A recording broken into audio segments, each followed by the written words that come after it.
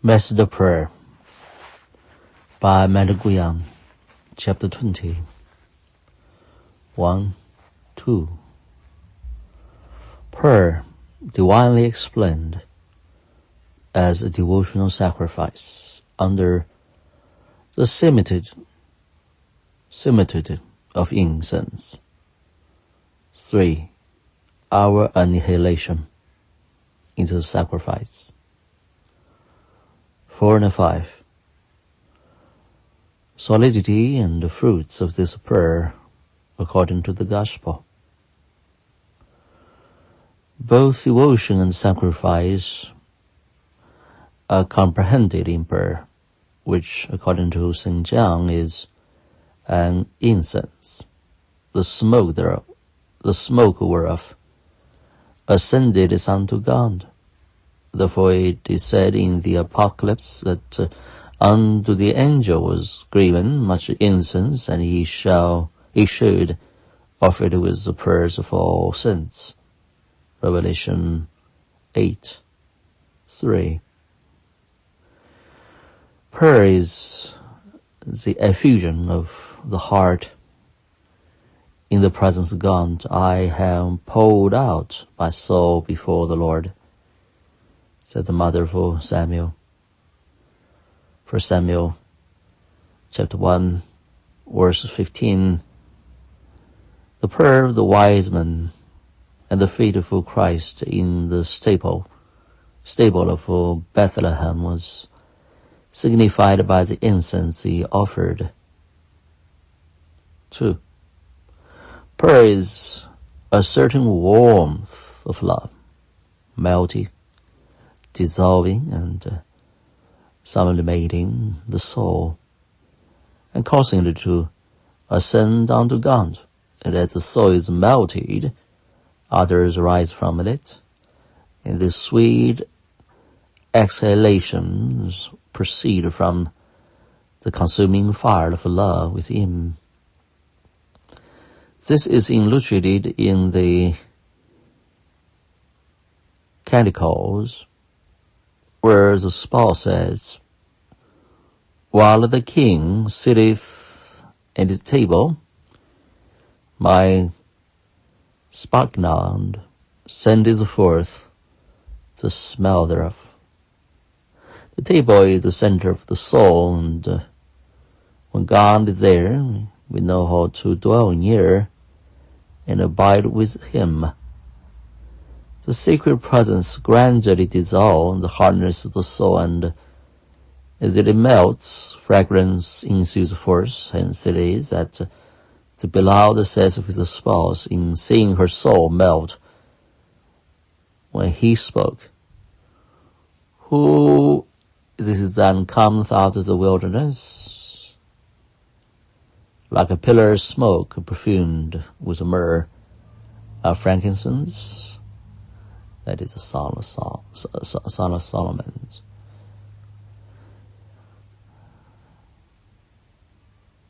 5:6 and 3:6. 3. Thus does the soul ascend to God by giving up self to the destroying and annihilating power of a divine love.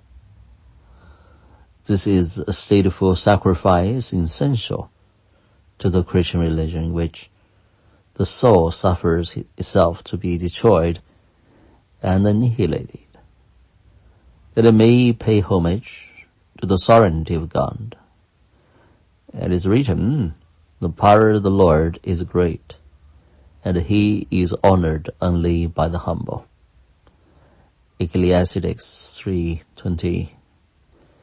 By the destruction of self, we acknowledge the supreme existence of God. We must cease to exist in self in order that the Spirit, the eternal Word, may exist in us. It's by the giving up of our own life that will give place to his coming, and in dying to ourselves, he himself lives in us. We must surrender our whole being to Christ Jesus and cease to live any longer in ourselves. that he may become our life, that being dead, our life may be hid with Christ in God. Corinthians 3:3. Pass ye into me, says God, all ye who earnestly seek after me. Ecclesiastes 16. 21, guys. 16. That's 16. That's not supposed to be like that. 16, I believe so. 21. So sorry. I don't know the chapter name is written in Roman characters. But how easily then we pass into God? In no way, but by living and forsaking ourselves, that we may be lost in him, and this can be effected only by annihilation, which, being the true pearl of adoration, renders unto God alone all blessing, honor, glory, and power forever and ever. Revelation 5:13. 4. It's a prayer of truth. It's worshiping God in spirit and in truth. John 4:23. In spirit, because we enter into the purity of that spirit which prays within us, and are drawn forth from our own carnal and human method in truth, because we are thereby placed in the truth of the all of God and the nothing of the creature. But these two truths, the all and the nothing, everything else is a falsehood. We can pay due honor to the all of God only in our own annihilation, which is no sooner accomplished than he, who never suffers a void in nature, instantly fills us with himself. Did we but know the virtues and the blessings which the soul derive from this prayer, we should not be willing to do anything else. Is the pearl of great price, the hidden treasure. Matthew 13:44-45. Which whoever findeth, selleth freely all that he has to purchase it. It's the well of living water which springs up unto everlasting life. It's the adoration God in spirit and in truth. John 4:14-23. It is the full performance of the purest evangelical precepts. 5.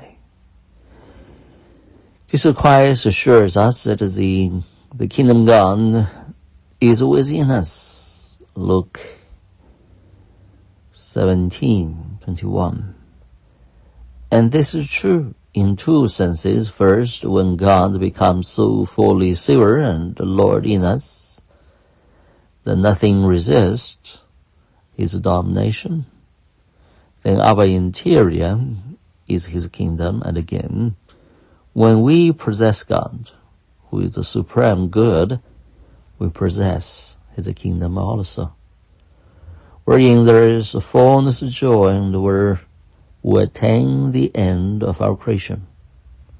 Thus it is said, to serve God is to reign the end of our creation. Indeed, it is to enjoy God even in this life. But alas, who thinks of it?